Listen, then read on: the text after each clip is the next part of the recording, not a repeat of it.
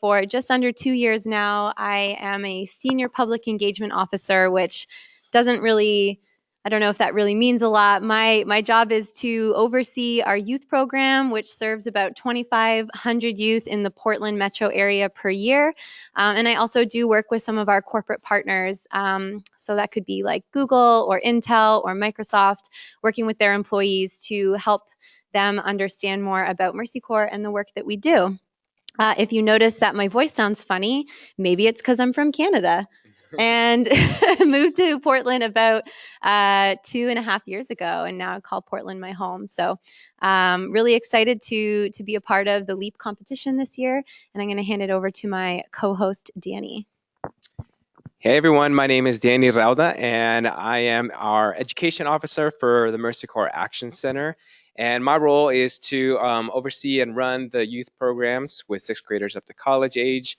I was born in Los Angeles, come from an immigrant background of Salvadorian parents. Definitely no engineers that I know of, but I look forward to working with y'all on this project to see how we can make some positive change in our world using the skills that you all have. Awesome. You okay? Yeah, well, Okay. we're not sure yet. Oh, okay. Hold on, just a second. Yeah, Awesome. okay, we're good. My clicker stopped working though. Oh. Now it'll work. Awesome. All right, so we're going to kick things off just by going over the agenda so you know what lies ahead. Our goal today is to try to be brief and give you the information that you need in order to know what this competition is about, what our challenge is, and provide some space for you to ask questions. So we're going to kick things off with a little bit of a lesson on Mercy Corps, who we are as an organization. Hopefully some people are somewhat familiar with this locally based but globally focused organization that we're from. We will definitely be spending time talking about the LEAP challenge and give you some important context and details about the challenge so that when you're thinking of your design solutions, you're taking into consideration all aspects of the challenge. We'll talk about some judging criteria, talk about a couple of key upcoming dates that we would love to have you be a part of, and then we'll end with a Q&A period. And of course, if you are tuning into this after the live recording, you are welcome to send your questions to Dale, who can forward them on to us. All right, so let's jump into things. Oh, sorry. All right, Danny. All right, so to start our little introduction about Mercy Corps, we thought we'd play a fun little game that I think everyone's familiar with, and that's two truths and a lie. So we're going to pull up 3 statements here. And for those of you who are live, you feel free to use the chat function to answer this question, or you can just think about it on your own if you're watching this from home at a later time. But the 3 statements are, as you see, number 1, Mercy Corps helps people meet their urgent needs and also helps build resilient communities. Number 2, Mercy Corps is a religious organization founded in Seattle, Washington. And number 3, 90% of Mercy Corps staff are from countries where we work. So which ones are true? Which one is false? Give you guys a second to think about it, to ponder it. We should have some Jeopardy music. I know.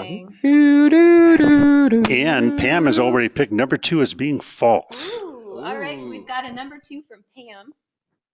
Any others? Any other guesses? Probably Googling it. Yeah, no cheating. No, that sounds like that sounds like the winner to me. Pam, thank you for your active participation. Yeah, thanks, Pam. So right, let's have a look. Let's test our knowledge. Okay, so first fact about Mercy Corps. Mercy Corps helps people meet their urgent needs and also helps build resilient communities. This is a fact. So you guessed correctly. So yeah, Mercy Corps, when we talk about our work, we kind of like to divide it into these 2 different areas. We like to say that Mercy Corps helps people build or helps people meet their urgent needs. So that could be helping to get people the food, the water, the shelter, the healthcare that they need after a disaster or if they're experiencing conflict.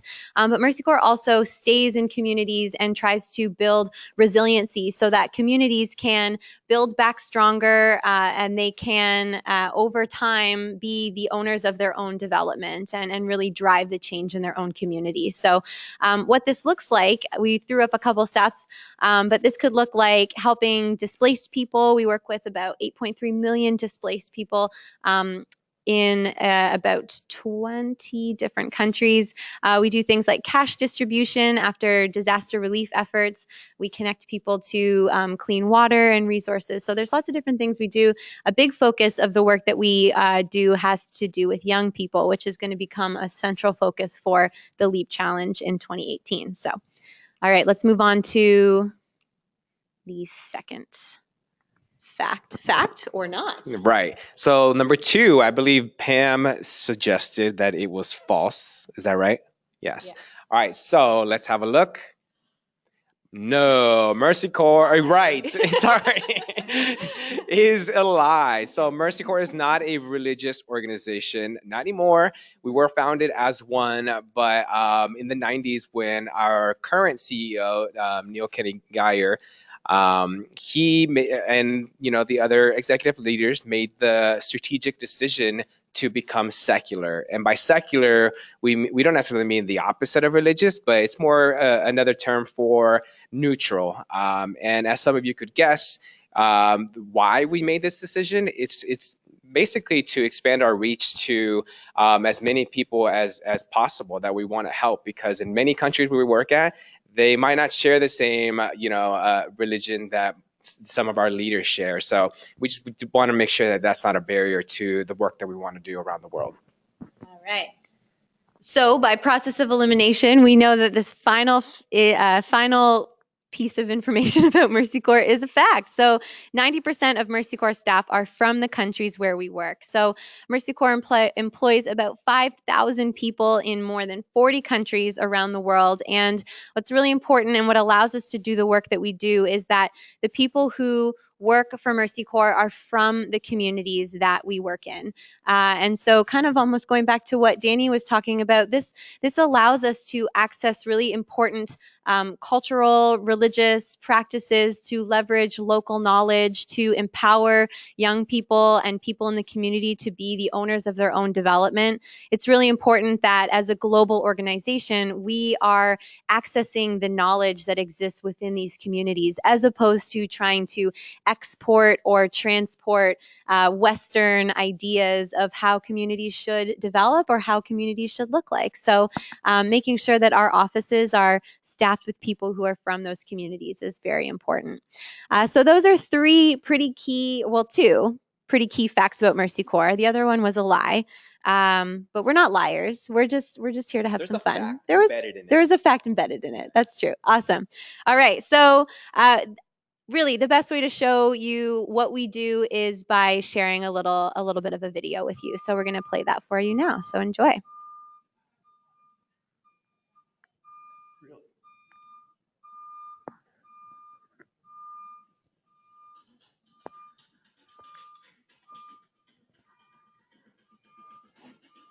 I don't know if this works.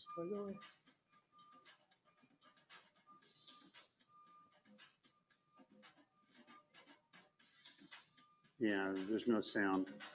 I think we better bail on that. Luckily, it's just background music. Yeah, there's no sound.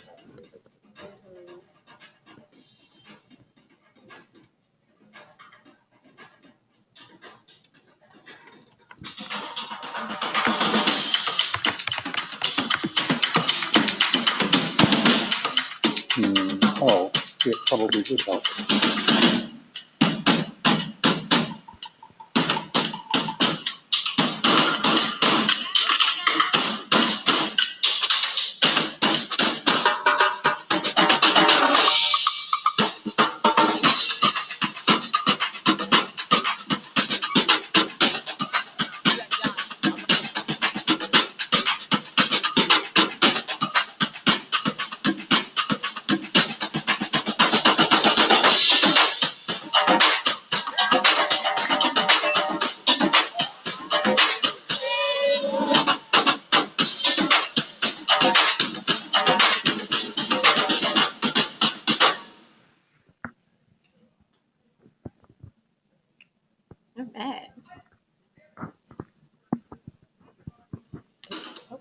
Nope. Again. You might want to just click down there. There. Yeah.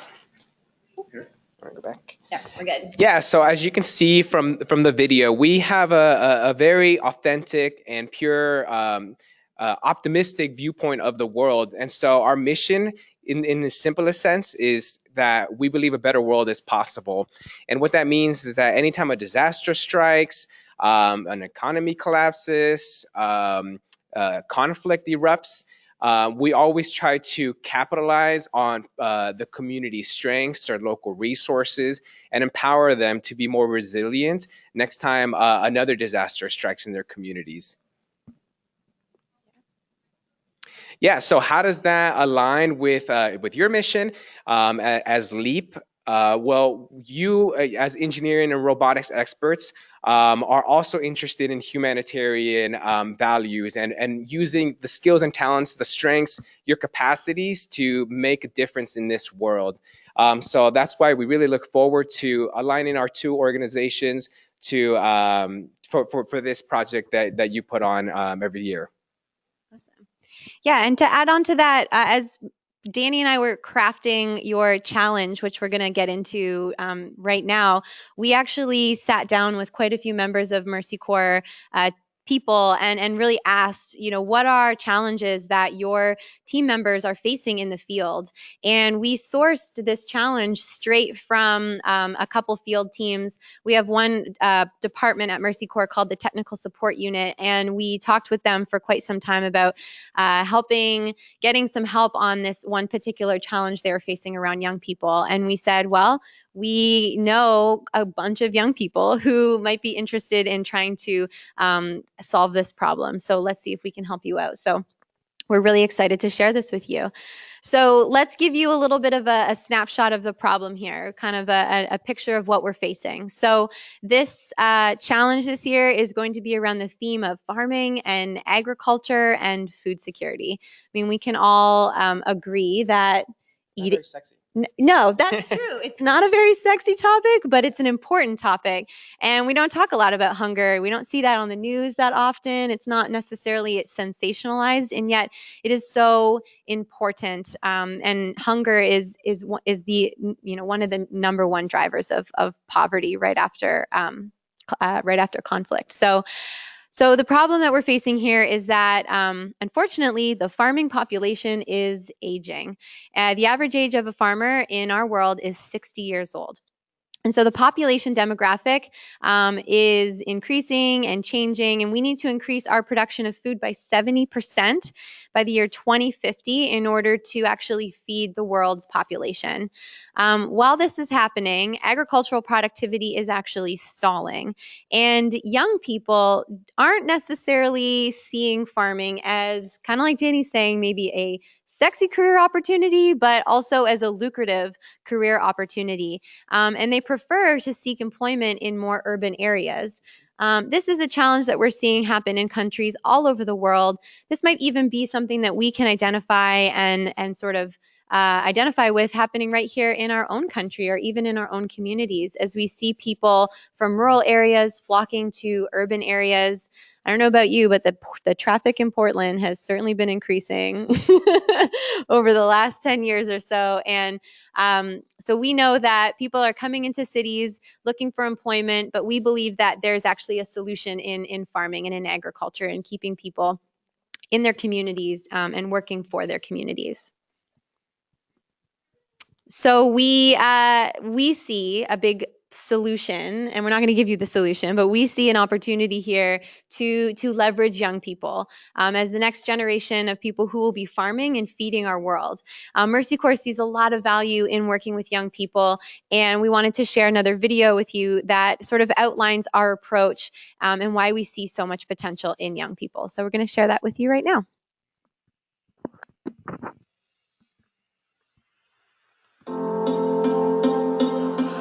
I never thought I would make it in life because there are so many challenges.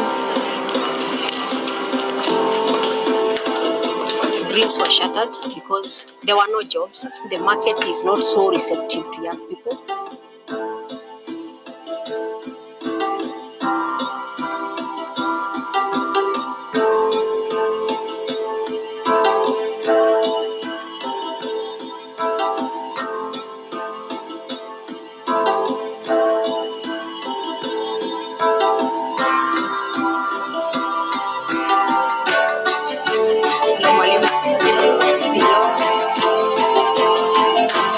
Kenyan youth, they are very hardworking, they are persistent. They have so much energy, but they don't have the positive things to direct the energy to.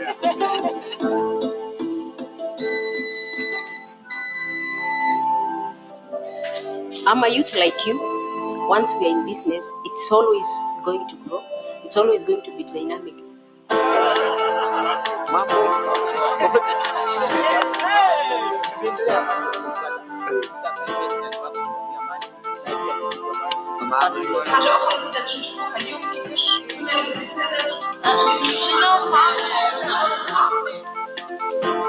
عاونتني ميرسيكور باش البروجي تاعي يقف، يعني يقف على ساقي كي نقولوا ديما احنا البروجي يتهز شويه كي عاشك سلامة.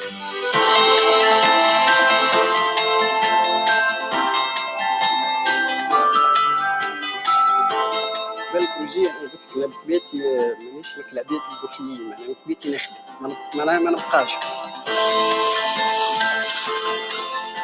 ميرسي كور سالت لي الحكايه، معناها عملنا فيها التوسكي كيفاش ديري معناها تجيري بروجي، كيفاش التوسكي معناها تابع الماركتينغ. Mercy Corps has really brought new ideas like working, partnerships. I believe if I'm not the change of today, then who is the change?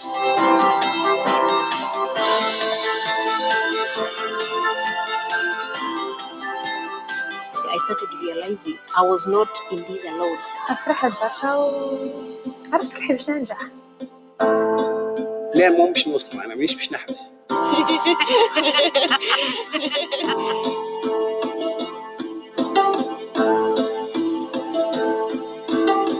So there's so much still to be done. There's so much growth to be attained just through making people discover what they can do and who they really are. A journey of 1,000 miles starts with a single step.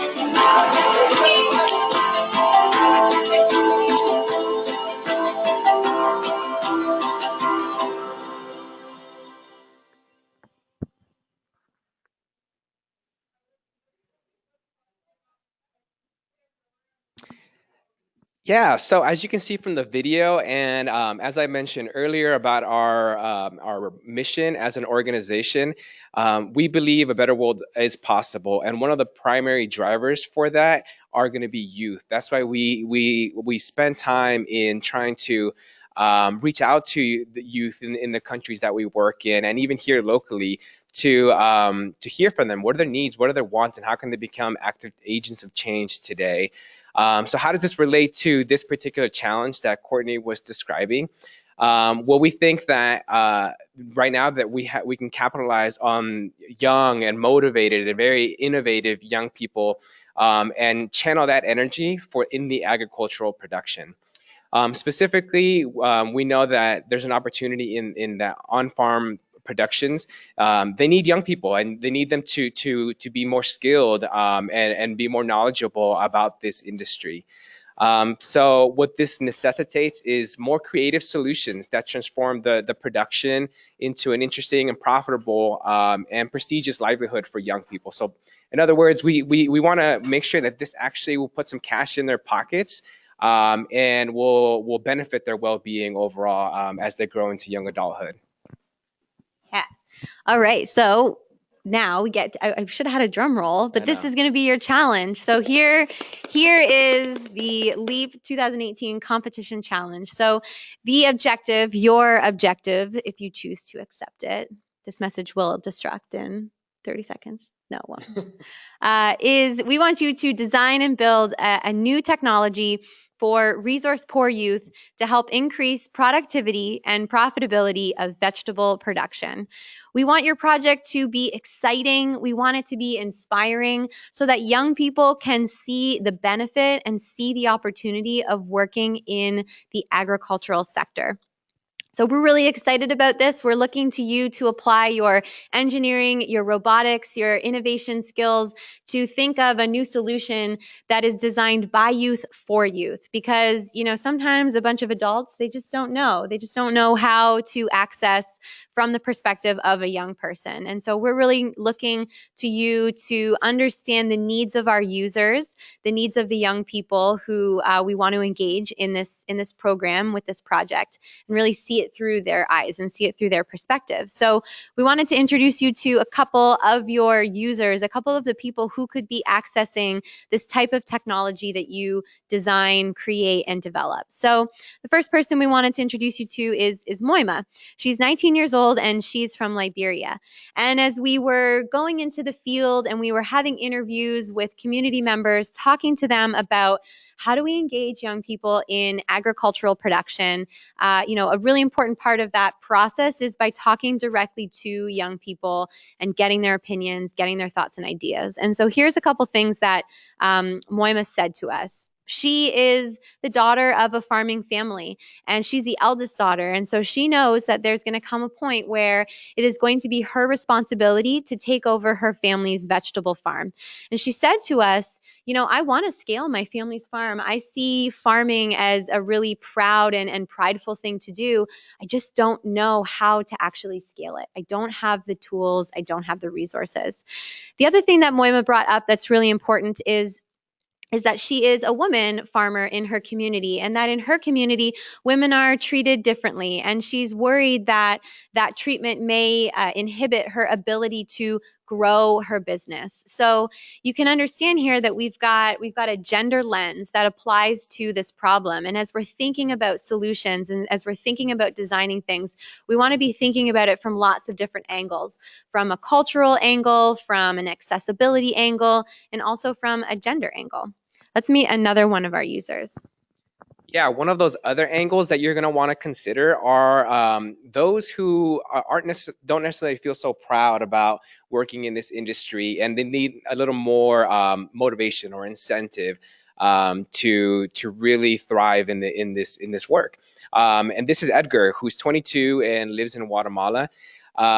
Edgar, as you can see in the quote here, he's just not convinced that farming will really make him a good living.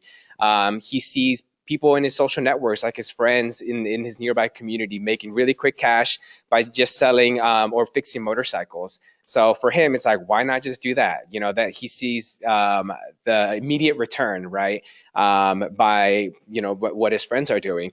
Another barrier that Edgar is experiencing that you might want to also consider as you're building out your solution is infrastructure.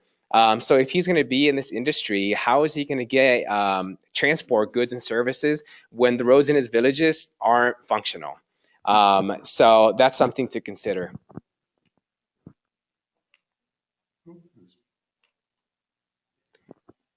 All right, so there's a couple of things, just like we're saying right now, a couple of project considerations or things that we would love for everyone to take into consideration.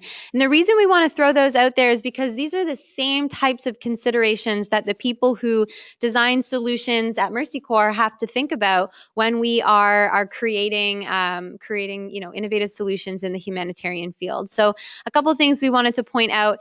We want to consider the cost-benefit analysis of our proposed technology as compared to regular agricultural techniques. So if we think about the way that people are generally doing it with manual labor, maybe they're using just sort of traditional farming practices, our technology shouldn't require them to put out more effort or cost them more than those traditional methods or techniques, because everyone's always going to take sort of the easiest route. Everyone's going to want to look for, what's the easiest way to do this? If I have to do this, it's going to take me extra steps. It's going to cost me more money. I'm not sure if I'm actually going to buy into this in the long term. So that's one thing to be considering.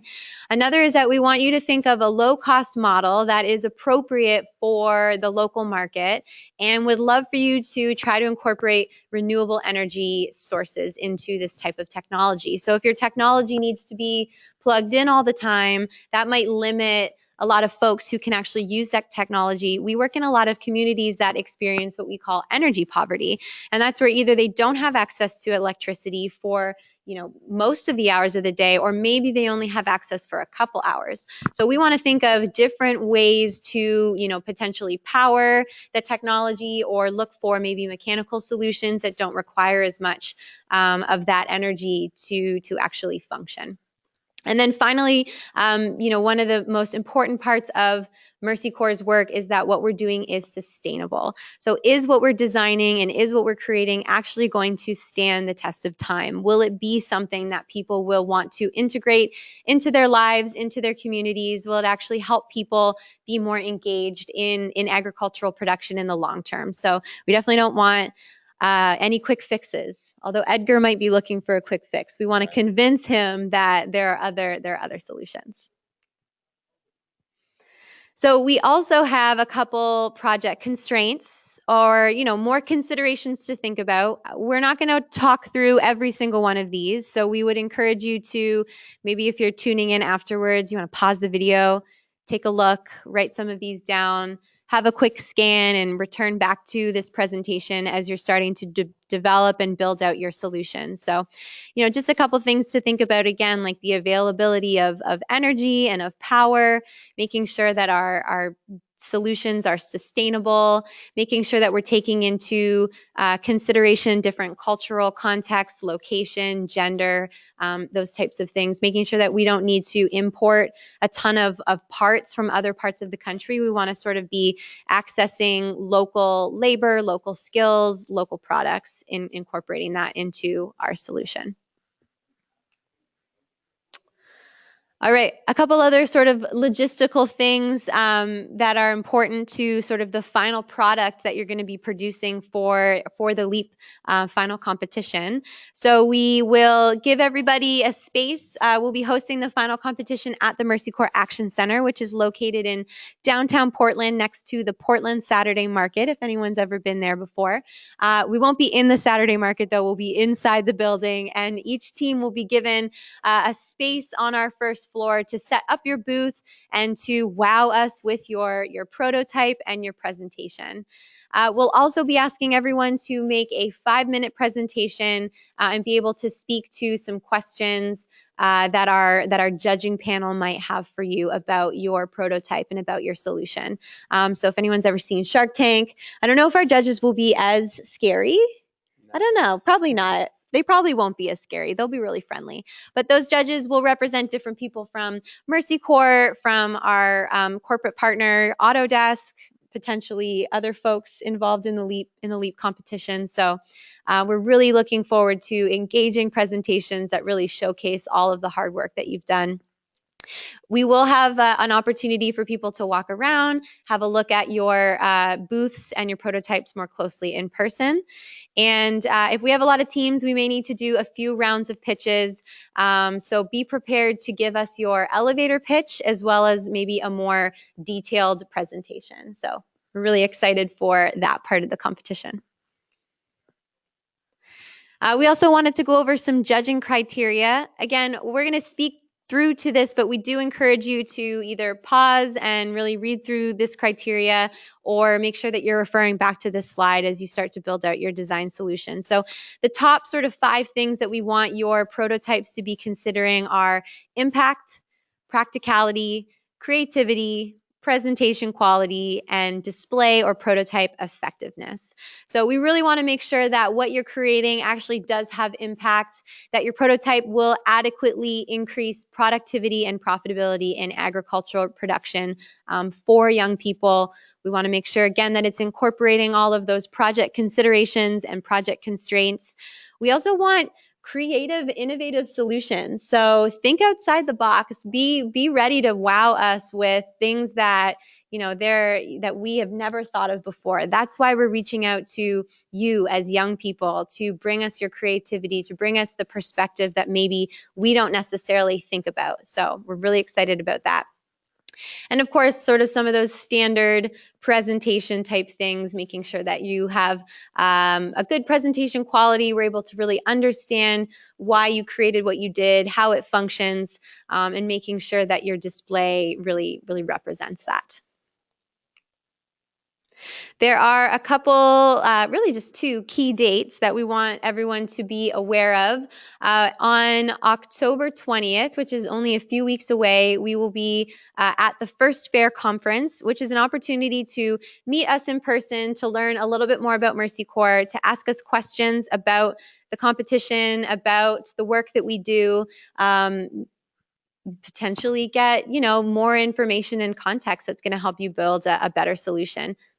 Yeah, one thing, when you go to First Fair, that would be a pretty great time to have a couple of concepts sort of in your hip pocket that you can bounce off of our folks from Mercy Corps. If you're going into that cold, having never thought about this before, you won't get as much out of it as having something already ready to go. Awesome. Thanks, Dale. I feel like you're like a movie phone voice that exists in the clouds. And then the most important date to remember, make sure you mark it on your calendars, is the final competition summit, which like we said, is going to be held at the Mercy Corps Action Center. We're really excited to welcome everyone into our space. That's going to be on Saturday, December 15th. That's the big time, folks. We're going to be presenting. We're going to be eyeing up the competition, fair play. I don't know why I said that. It just felt like important. Yeah, it felt important to say. Sweet. We're really excited to see you there. So make sure you mark those 2 dates on your calendar.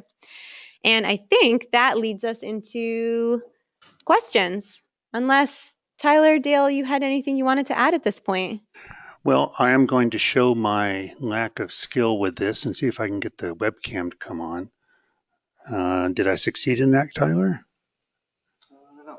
In any case, I can talk about it. So all of the details about the competition itself, along with the rules, the requirements, what you're expected to show at the competition finale itself, they're all currently published online on the rules document, which you can find on our website. And apparently they can see the Mercy Corps people, Dale, so apparently they can.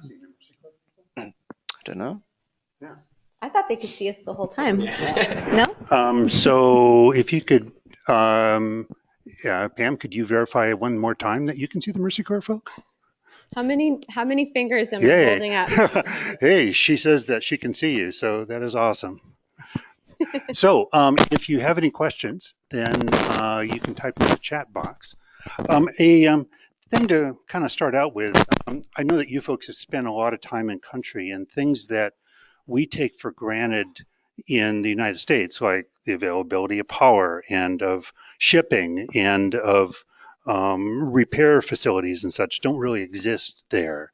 So maybe you can talk a little bit about what the environment is like that these inventions are likely to encounter.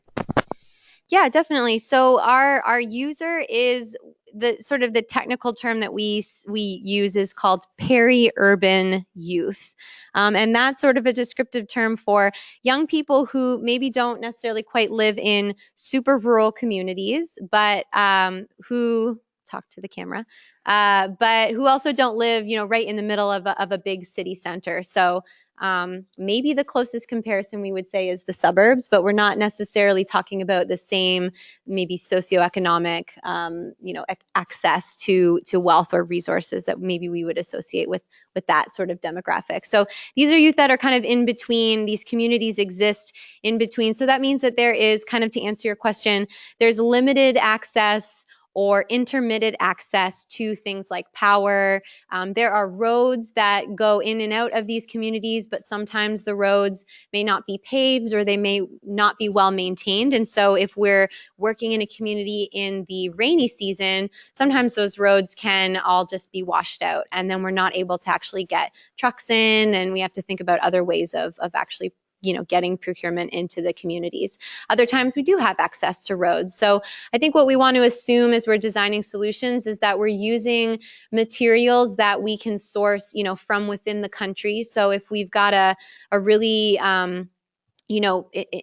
a fancy microchip or some type of metal that can only be found in, a one country or would need to be sourced from the US. We might want to think about other ways or other solutions to sort of, I guess, fill in the gap for what we're trying to use, because we might not be able to get it from the US or ship it in, or it might take a really long time. So I hope does that kind of answer your question? Just kind of thinking about, are there any other angles that we would want to add to that, Danny? I don't think so. Okay. So another question that we've gotten is, how about education level that we can assume that the user is going to have, and what would be their skill level in terms of operating machinery or assembling things and so on? Yeah, I think it would depend. As some of the profiles that we try to highlight early in the presentation, you can see that it's kind of a range, right? So for the first young lady, she was well into the industry and knows the necessary skills to be successful in it. But as far as scaling up, she doesn't have those tools and resources to make her business and her family grow even more. But for Edgar, right, like he doesn't have as much of that knowledge or that background as Moima, right? Moima. So I think you can fairly guess that it's kind of the full range between somebody who is fairly familiar with this subject and this trade, to people who are only maybe a beginner level. In terms of formal education, I don't know how I would answer that, but yeah, I mean, I think what I would say is, We've lost everything. Really? We're back. We're back. Yep. Hello, we're back. I guess what I was going to add was, I don't know what I was going to add. Education, yeah. Part of the work that Mercy Corps does is always, regardless of what we're doing, always has an educational component. So if we are doing a project that has to do with water and sanitation, so we're helping people get more access to water in a community, we have to build an educational program that complements that infrastructure of maybe building a well or increasing, the piping systems and the access to water. We want to make sure that people know how to wash their hands properly, or what how to not contaminate water with harmful substances. So, education should be a piece that is interwoven into your design solution. So definitely be thinking of, here's my prototype of sort of what I'm going to be proposing, and here are the steps that we would take to help educate the people who would be using this, to make sure that they are using it properly, and that they know how to really use it. And maybe that's an instruction manual, maybe that's access to something else that will help them really understand how to use the product.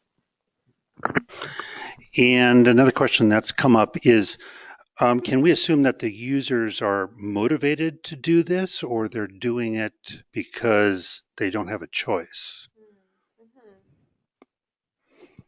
I would say motivated, interested. I think part of what we're interested in doing is looking for ways to motivate your youth who is like, surprise me, or engage me. I'm curious, but you need to show me that this is actually going to be worth my time.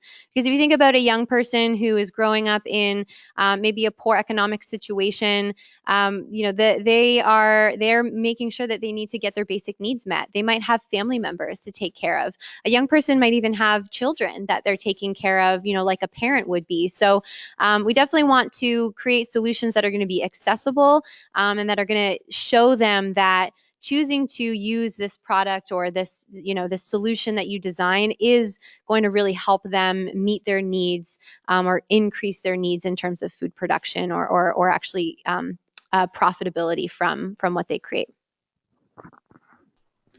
So the next question then would be, how profitable does this need to be? I mean, and it's hard to quantify in US dollars, but at some point you've reached a threshold where it's worth your while to do this. Mhm. Can you give us any guidance about that? Yeah, I have to think on it for a second. Yeah.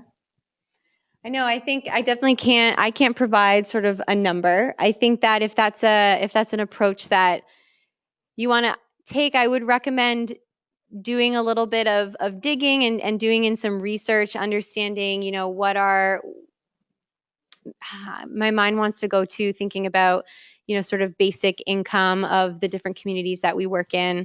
I don't want to say that you have to go into it that deep though. I think that we want you to be thinking about it in terms of, is this more profitable than me just putting a bunch of seeds in the ground, growing a bunch of vegetables, and then taking them to the market and selling them at the market? That's kind of the baseline that a lot of people are working on from here. And that, I don't know if anybody here does gardening or, farming themselves, but there's a lot of work that goes into that. And then you go to the market and you're only selling your carrots or your lettuce or whatever that is for a couple bucks, unless you go to the farmers market in downtown Portland, and then they just charge the pants off of you. But we're not in Portland. So I think that's kind of to me, that would maybe be a helpful starting point. And I hope that's helpful for you. Whoever asked the question, is to think about, how do I maximize my profit if what my baseline is that I'm just basically putting seeds in the ground, harvesting what I grow, and then taking it to my local market and selling it to other people in the area. And then the next question that's come up is, what regions are we talking about? A solution for sub-Saharan Africa might look quite different than one for, the tropics. Mm-hmm. And so maybe you can put some words around that. Yeah, that was definitely something that we thought a lot about. Do we want to make this really region specific, and do we want to even give you, a specific city in a country, in a continent? And I think what we decided is that we would like you to learn a little bit about some of the places that Mercy Corps works. You can learn a lot about where we work by going to our website at mercycorps.org. And we want you to pick a community that you connect with personally. And know that based on our judging criteria, that what we're judging you on isn't going to be based on, whether it's about your solution being applicable to that context. So, of course, we have to judge things against one another, but we want you to be designing for an area or a region that you have a personal connection with. We're hoping that will maybe make this design challenge more interesting and more exciting for you, as opposed to us just giving you sort of one area to focus on. And you may not really have an answer on this, but a question is about going deep in a narrow area.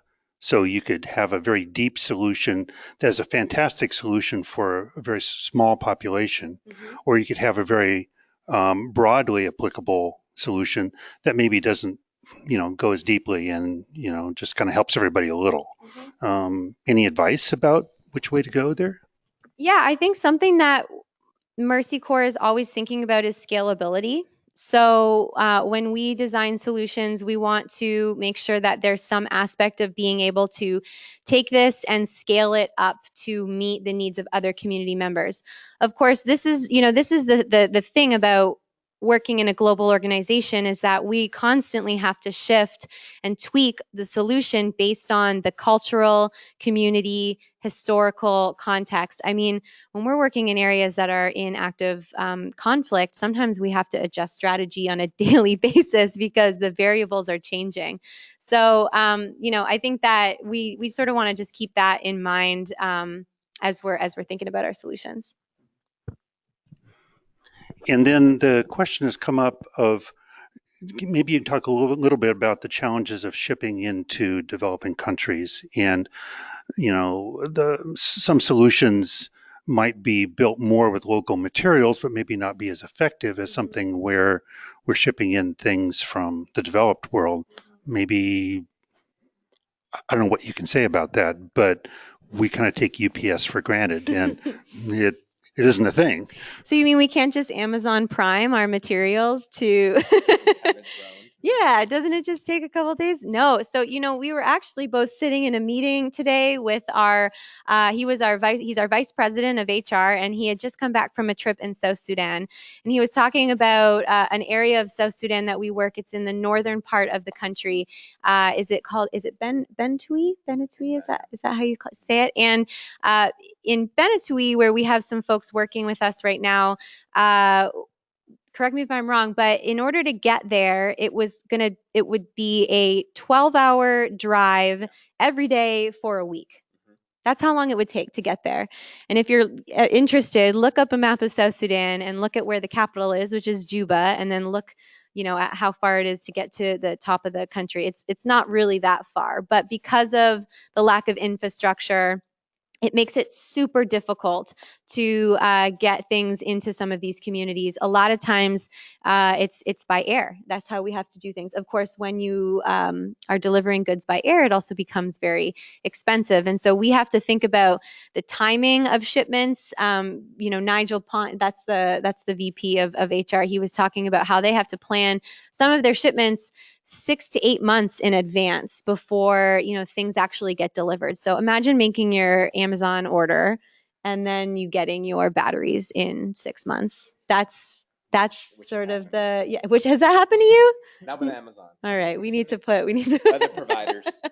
other providers. So I guess it's important for us to weigh the cost benefit of maybe using a material that is locally sourced, and the accessibility to it, even though maybe it's not as long-term or sustainable versus, shipping something in that's going to take months and months in order to get there. So I think that, those are some design decisions that you and your team are going to have to make, and decide, what sacrifices maybe can we make, knowing that we don't all operate and not all countries operate under the same situation as South Sudan.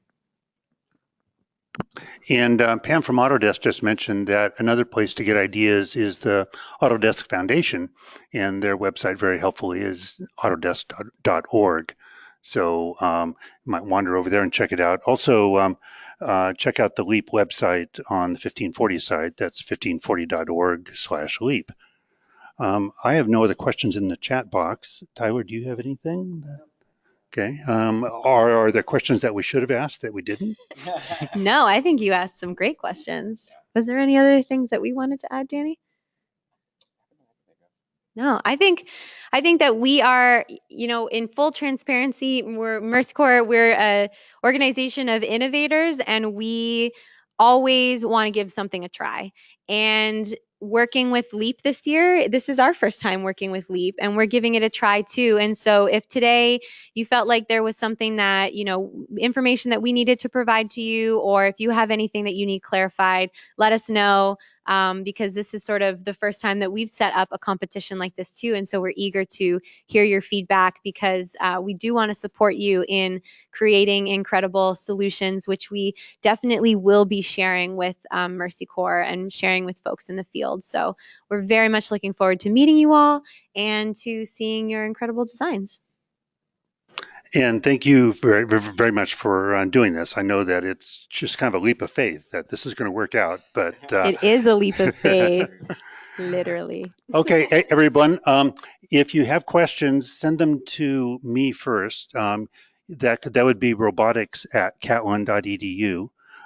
If you go to the LEAP page that I just mentioned, 1540.org/LEAP, there'll be a button there that gets you there as well. And then if it's a question that I can't answer from my chats with these fine folks, then I'll send it on to them. They just don't want to have 20 different teams all bugging on at the same time. So, all right, thank you very much, y'all, and have a good night.